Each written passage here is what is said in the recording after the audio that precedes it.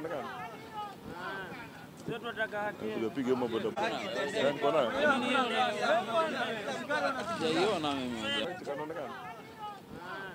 Sio tunataka haki. Tunapiga mambo boda. Niko nayo. Sijaiona mimi.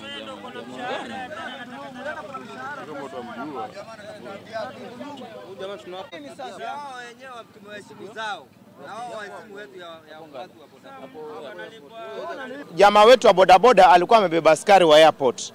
Alipombeba akampeleka pale, alipomfikisha kudai haki yake, polisi akamgeuka akampiga risasi ya kichwa. Na sisi kama watu wa bodaboda tutapigania haki yetu, na tunasema hii mambo ya dhulma ya watu wa bodaboda kupigwa risasi ovyo ovyo iishe. Huyu askari achukuliwe hatua na tupate yani iwe funzo kabisa, kwa sababu watu wengi huwa inaenda hivyo alafu baadaye anaachwa.